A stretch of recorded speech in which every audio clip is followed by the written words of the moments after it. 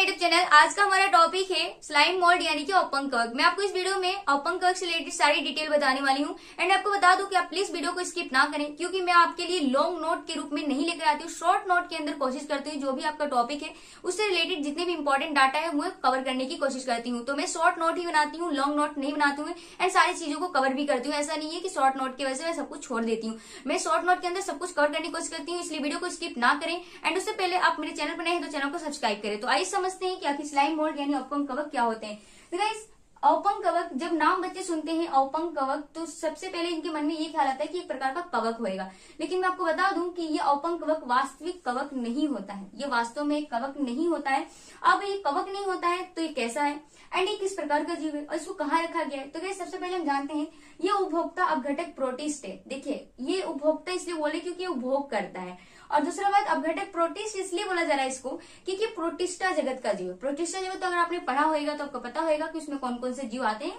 तो उसी में से एक जीव है, कौन सा? प्रोटिस्टा जगत का एक जीव है। कौन? स्लाइम मोल्ड आपका ओपन कवक। ओके, तो नेक्स्ट पॉइंट है आपका कि ये एकल कोशिकीय यूकैरियोटिक्स होने के कारण इन्हें प्रोटिस्टा जगत में रखा गया है। ठीक है, तो ये आपने कहा कि भाई ये कवक नहीं है, इनको प्रोटिस्टा जगत में रखा गया। तो क्यों रखा गया? देखिए, इन्हें प्रोटिस्टा जगत में इसलिए रखा गया क्योंकि एकल कोशिकीय है। और हमारे कवक कैसे होते हैं? वो बहुकोशिकीय होते हैं। और ये कैसा है? एकल कोशिकीय है। और प्रोटिस्टा जगत में एकल कोशिकीय जीवों को ही रखा जाता है। और साथ ही साथ यूकैरियोटिक्स होना चाहिए ना, उसकी सेल्स कैसी होनी चाहिए? यूकैरियोटिक्स होनी चाहिए। तो ये एकल कोशिकीय भी था, यूकैरियोटिक्स भी था, इसी वजह से इसको प्रोटिस्टा जगत में रखा गया है। ठीक है, अगर ये कवक होता तो वो बहुकोशिकीय होना चाहिए था, ये बहुकोशिकीय नहीं था। ठीक है, ये एकल कोशिकीय था, यूकैरियोटिक्स था, इसीलिए इसको प्रोटिस्टा जगत में रखा गया है। ठीक है, नेक्स्ट पॉइंट है आपका, ये मृतोपजीवी होते हैं। देखो, ये मृतोपजीवी होते हैं मतलब मृत जीवों से, मतलब मरे हुए चीजों से, मृत जीवों से क्या करते हैं? अपने भोजन को प्राप्त करते हैं। जो सड़ी गली पदार्थ होती है उनसे अपना भोजन को प्राप्त करते हैं। नेक्स्ट पॉइंट है आपका कि इनमें कोशिका भित्ति नहीं पाई जाती। यस, जो कोशिका की सेल वॉल होती है, कोशिका भित्ति होती है, वो इनके अंदर नहीं होती है, जबकि हमारी जो कवक होते हैं उनके अंदर होते हैं। ठीक है, तो देखो कितने सारे डिफरेंस मिल रहे हैं ना कि कवक क्यों नहीं है, क्योंकि ये एकल कोशिकीय है, कवक हमारे बहुकोशिकीय होते हैं। और हमारे कवकों में कोशिका भित्ति पाई जाती है, किससे बनी होती है? काइटिन की बनी होती है ना, लेकिन इनमें कोशिका भित्ति पाई ही नहीं जा रही है। ठीक है, नेक्स्ट पॉइंट है कि इनमें कोशिका भित्ति रहित। देखिए, कोशिका भित्ति रहित का मतलब कुछ समझ रहे हैं कि उसमें कोशिका भित्ति है, लेकिन वास्तव में कोशिका भित्ति रहित का मतलब होता है उसमें कोशिका भित्ति नहीं पाई जा रही है। ठीक है, कोशिका भित्ति रहित नग्न बहुकेंद्रीय जीव द्रव्य पिंड पाया जाता है जिसे प्लाज्मोडियम कहते हैं। अब यहाँ पर बहुत इंपॉर्टेंट ध्यान देने वाली बात यह है, देखिए इनके अंदर ना इस तरीके से एक जीवद्रव्य पिंड हो जाता है। ठीक है, ये सेल मेम्ब्रेन है यानी कि कोशिका झिल्ली है।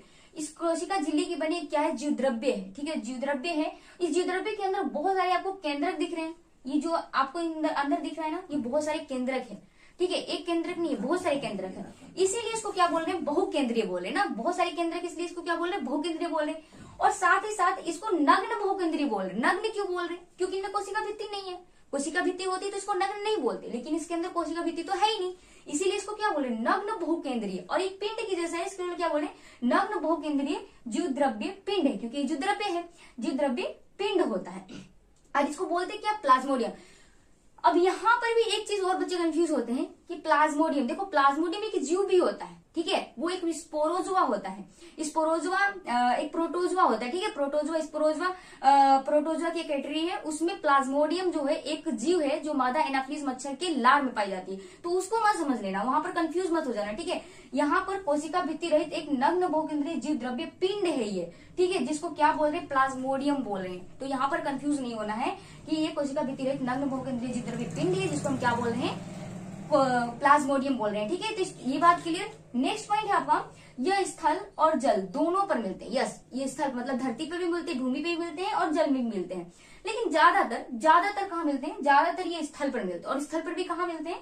सड़ी गली पत्तियों पे, लकड़ियों पे, मतलब जो सड़ा गला लकड़ियां होती हैं जिनमें पानी वानी से सड़ गई है। ठीक है, वहां पर ये अधिक मात्रा में देखने को मिलते हैं स्थल पर। ठीक है, नेक्स्ट पॉइंट है आपका कि यह रंग में पीले होते हैं। ये इंपॉर्टेंट पॉइंट। ठीक है, इसमें रंग कैसा होता है? इनका पीले रंग के होते हैं। ठीक है, साथ ही साथ इन्हें ओपन कवक इसलिए कहते हैं क्योंकि ये कवकों की भांति मृतोपजीवी होते हैं। देखो, अब समझ में आया कि आखिर इन्हें ओपन कवक क्यों बोला जाए? क्यों बोला जाए ओपन कवक?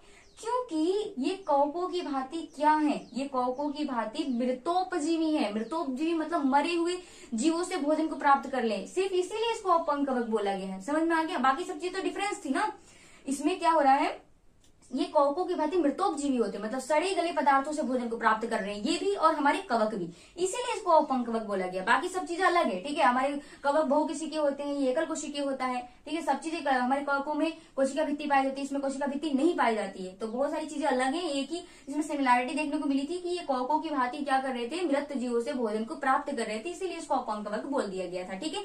चलिए नेक्स्ट पॉइंट है आपका कि जब इनको अनुकूल परिस्थिति मिलती है, अब कहेंगे ये अनुकूल परिस्थिति क्या होती है। देखो, अनुकूल परिस्थिति मिलने पे ये कॉलोनी के रूप में रहते हैं। अब अनुकूल परिस्थिति से मेरा मतलब है यहाँ पर कि अनुकूल परिस्थिति इनके लिए वो परिस्थिति होती है जैसे कि इनको जब भोजन मिलता है, इनके अकॉर्डिंग इनका एनवायरमेंट, मतलब इनके अकॉर्डिंग इनकी अच्छे दिन, जो बोलते हैं ना अच्छे दिन, एक तरह से समझ लो इनको भोजन मिल रहा है, इनके लिए परिस्थिति अच्छी है, ठीक है। जब आपको भोजन मिलता है, आपको खाना मिलता है, आपको अच्छे चीजें मिलती है, तो क्या होता है, आपके लिए परिस्थिति अच्छी होती है, अनुकूल होती है। इसीलिए इनके लिए भी क्या होता है, जब अनुकूल परिस्थिति मिलती है, जब इनको भोजन मिलता है, सड़े गले पदार्थ मिलते हैं, तो इनके लिए अनुकूल परिस्थिति होती है, फेवरेबल कंडीशन होता है, ठीक है। तो ऐसे कंडीशन जब इनको भोजन वोजन मिलता रहता है, सड़े गले पदार्थ मिलते रहते हैं, इनके लिए जो परिस्थिति अनुकूल होती है, तो ये सबके सब क्या आते हैं, एक दूसरे के पास आ जाते हैं। इस तरीके से आप देख रहे हो, एक दूसरे के पास आ गए ये सारे के सारे अपंग कवक, और क्या कर रहे हैं, कॉलोनी का निर्माण कर रहे हैं ना, कॉलोनी के रूप में रह रहे हैं, ठीक है।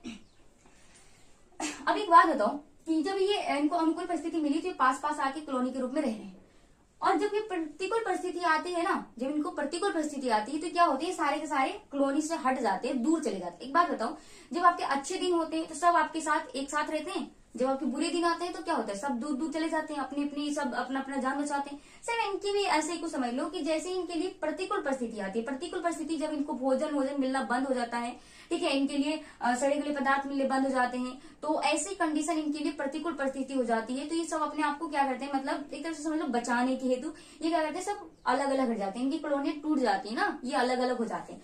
और अलग अलग होकर क्या करते हैं, जब ये लंबे समय तक प्रतिकूल परिस्थिति चलता है, लंबे समय तक इनके लिए अनफेवरेबल कंडीशन रहता है, इनको भोजन नहीं मिलता है, सड़े हुए पदार्थ नहीं मिलते हैं, तो ये क्या करते हैं, ये देखिए यहाँ पर स्लाइम मोल्ड है, ये मान लो स्लाइम मोल्ड है, ठीक है। जब प्रतिकूल परिस्थिति मिले तो क्या कर रहे हैं, अभी आपको समझाने वाले यहाँ पर, ये स्लाइम मोल्ड है, ठीक है। अब इसको क्या मिल रहा है, प्रतिकूल परिस्थिति मिल रही है, तो ये क्या करेगा ना, ये सिकुड़ना शुरू कर देगा, सिकुड़ जाएगा, ठीक है। सिकुड़ के क्या कर रहा है, देखो अपने ऊपर इस तरीके से फूली हुई संरचना का निर्माण कर रहा है, दिख रहा है आपको, ये फूली हुई संरचना को हम क्या बोलते हैं, फलनकाय बोलते हैं, क्या बोलते हैं, फलनकाय, ठीक है। अब इस फलनकाय के अंदर, इसके अंदर बहुत सारे केंद्र प्रेजेंट है ना, बहुकेंद्रीय होता है, तो बहुत सारे केंद्र प्रेजेंट है, तो ये केंद्र क्या हो जाएंगे, इस सारे के सारे फलनकाय के अंदर चले जाएंगे। अब धीरे धीरे क्या होता है, इन जो केंद्रक हैं, इन केंद्र पे देखो आपको नीली वाली जो दिख रही होगी, तो ये सेल मेम्ब्रेन, इस पे कोशिका झिल्ली चढ़ना शुरू हो जाता है, किस पर, ये जितने भी केंद्र के ना, इन सभी केंद्रकों के ऊपर क्या हो जाता है, कोशिका झिल्ली चढ़ना शुरू हो जाता है, एंड उसके बाद कोशिका भित्ति भी चढ़ने लग जाती है, सेल वॉल देख लो, जो नीली रंग की है वो सेल मेम्ब्रेन है, और जो ब्लैक कलर की आपको दिख रही है वो सेल वॉल है, जो अंदर रेड कलर की देख के केंद्रक है, ठीक है। तो इन केंद्रकों पे, सभी केंद्रकों पे क्या होने लगते हैं, कोशिका भित्ति एंड कोशिका झिल्ली का आवरण बनने लगता है, राइट।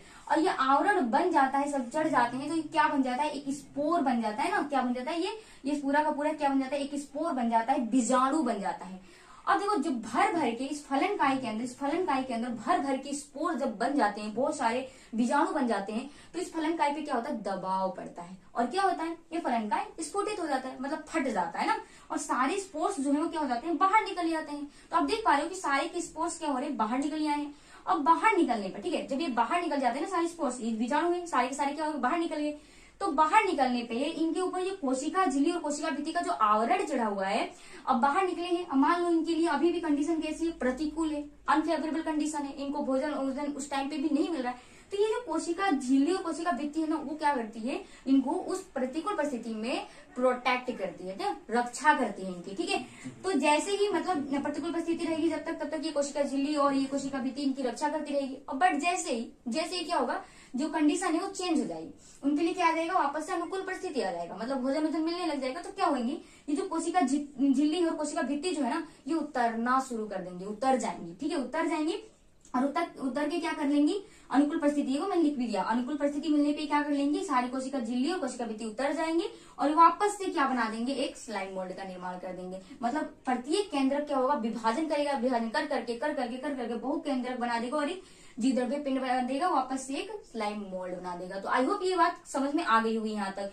तो देखो यहाँ पर मैं इसको लिखना चाहती थी बट मेरा बोर्ड इतना छोटा है कि मैं नहीं लिख पाई, बट आप लिख सकते हो ना कि अनुकूल परिस्थिति मिलने पर ये क्या करते हैं, एक दूसरे के पास पास आ जाते हैं, कॉलोनी का निर्माण करते हैं। नेक्स्ट पॉइंट, प्रतिकूल परिस्थिति मिलने पर स्लाइम मोल्ड, सबसे पहले नंबर स्लाइम मोल्ड अनुकूल परिस्थिति मिलने पर सिकुड़ जाते हैं।